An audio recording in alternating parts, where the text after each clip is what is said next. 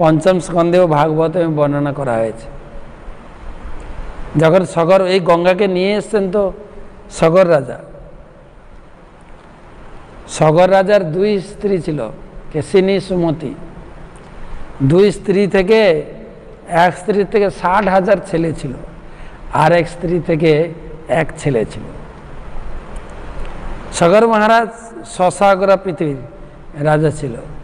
সগর মহারাজ তিনি অশ্বমেধ যজ্ঞ করছিলেন।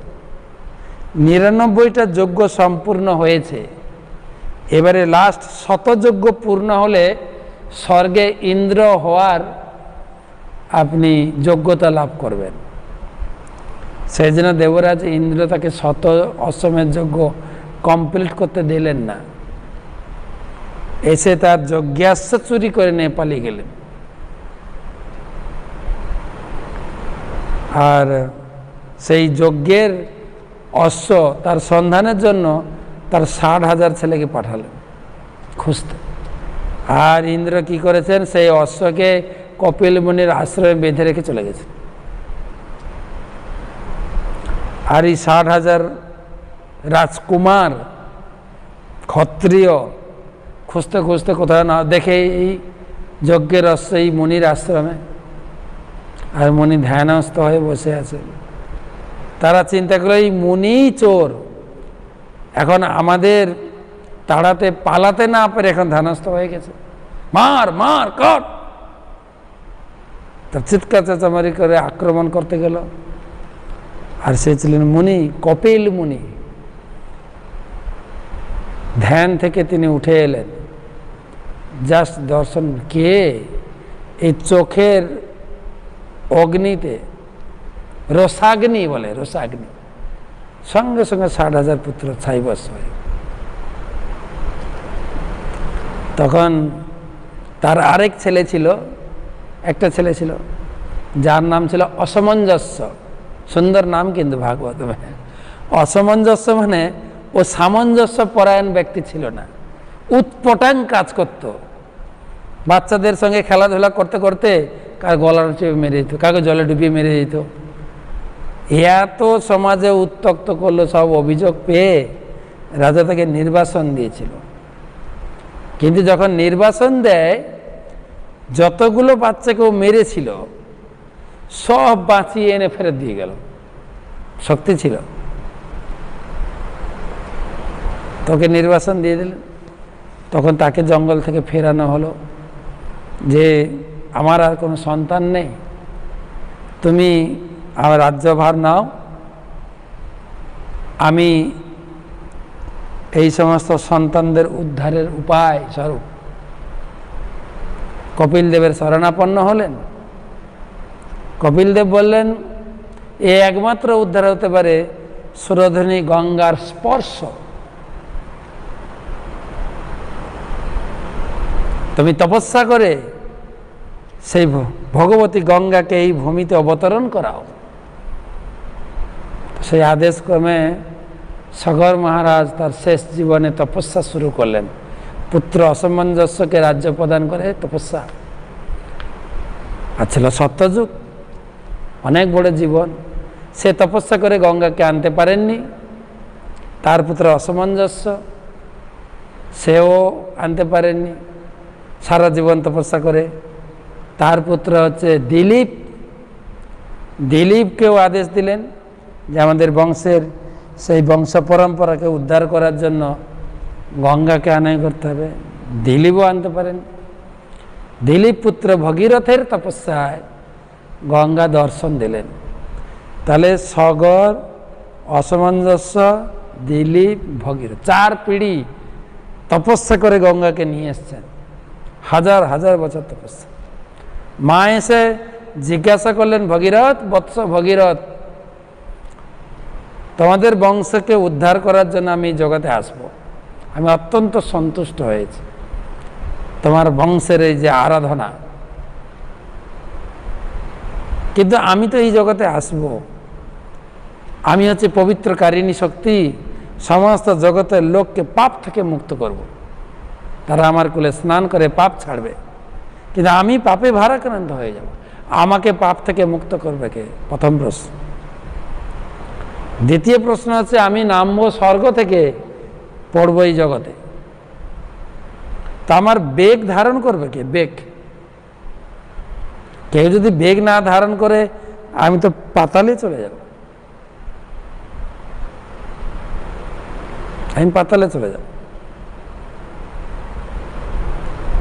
তখন না বেগ ধরবে, ঘরের চালের জল পড়তে পড়তে গর্ত হয়ে যায়, একতলা দুতলা, আর আসবে স্বর্গের জল নামবে, গ্যালন গ্যালন জল নামবে, তা বেগ ধারণ করতে হবে তো, নাহলে তো গর্ত হয়ে নিচে চলে যাবে। তো কে ধারণ করবে? এ মনুষ্য লোকের পক্ষে সম্ভব নয়। নিচে দেবী, দেবীর বেগ কে ধারণ করবে? কেউ দেবতা থাকলে ধারণ করতে পারে। আর কোন দেবতাকে আনবো? এত এই গঙ্গাকে আনতে আনতে 4 পিঁড়ি লেগে গেল। কোন দেবতাকে আনা যায় সহজে? সবাই জানে, সহজে সন্তুষ্ট হয়। যত ভাগবত পুরাণ মহাভারত পড়ে দেখুন, শর্টকাট পূজা হচ্ছে শিব ঠাকুর, তার নাম হচ্ছে আশুতোষ, সহজেই সন্তুষ্ট হয়ে যায়। তাই ভগীরথ বললেন ঠিক আছে আমি শিবকে সন্তুষ্ট করে পারমিশন আনি, ওম নমঃ শিবায়, ওম নমঃ শিবায়, শিবের ধ্যান করতে শুরু করল। শিবের মন্ত্র জপ ধ্যান, শিব আবির্ভূত হয়ে গেল। বৎস তোমার কি সাহায্যের প্রয়োজন? তো সমস্ত ঘটনা বললেন যে আপনাকেই সেই গঙ্গার বেগ ধারণ করতে হবে। বলছে ঠিক আছে, এইটুকু কাজ আমি করব, তুমি নিশ্চিত থাকো, তুমি গঙ্গাকে বলে দাও আমি তার বেগ ধারণ করব। তো এসে রিপিট করলেন, দেবী মাতা মহাদেব কৈলাসপতি তিনি তোমার বেগ ধারণ করবেন। গঙ্গার হয়ে গেল অহংকার, শিব আমার বেগ ধারণ করবে, এমন উপর থেকে জোরে পড়বো আমি তো পাতালে যাব, উনাকে পাতালে নিয়ে চলে যাব। আর শিব বুঝতে পেরেছেন গঙ্গার মতলবটা কি। শিব কিছুটা অন্তর্যামী, বুঝতে পেরেছে। বলছে ঠিক আছে, দেখি কার কত শক্তি, ও আমাকে পাতালে নিয়ে যাবে, দেখা যাক। একদম পদ্মাসনে বসে ধ্যানস্থ হয়ে জটা বিস্তার করলেন, আর উপর থেকে ভগবতী গঙ্গা ধীরে ধীরে ধীরে ধীরে নেমে এসে শিবের মাথায় পতিত হলেন। আর শিব তো জেনেছেন গঙ্গার অহংকার, তাই পুরো জল তিনি যোগ বিভূতির দ্বারা এই জটাতে আটকে নিলেন, অর্থাৎ পুরো ড্যাম বানিয়ে জল আটকে দিয়েছে, জল আর বেরোচ্ছে না। গঙ্গা এখানে ঘুরছেন ঘুরছেন, গঙ্গা বেরোতে সুযোগ পাচ্ছেন না, আর তাকে পাতালে নিয়ে যাবেন কি? গঙ্গা ক্ষমা চাইলেন, সরি আমাকে ক্ষমা করে দিন। তাই গঙ্গাকে মাথায় ধারণ করেছিলেন, তাই শিবের আরেক নাম গঙ্গাধর।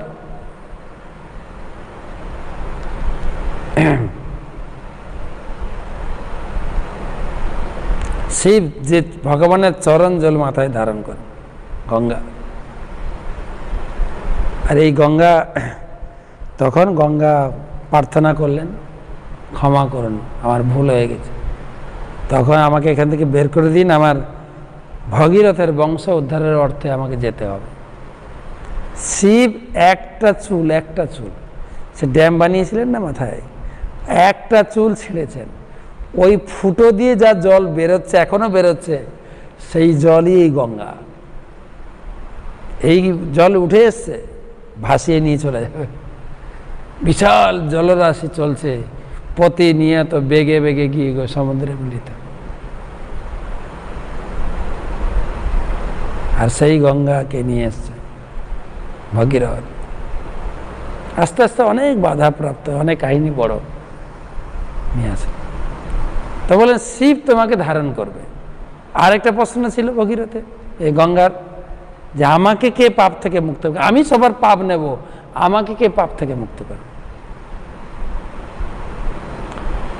ভগীরথ তখন এই কথাও বলেছিলেন যে সমস্ত জাগতিক লোক স্নান করে তোমার জলে পাপ ছাড়বে, কিন্তু স অন্তস্থেন গদাবৃতা, যিনি ভগবানকে হৃদয়ে ধারণ করেছেন, যে বৈষ্ণব ভগবানের নামে তিনি তার জীবনটা নামময়, ভগবানের নাম, ভগবানের প্রসাদ গ্রহণ, ভগবানের নামের প্রচার, ভগবানের শিক্ষা।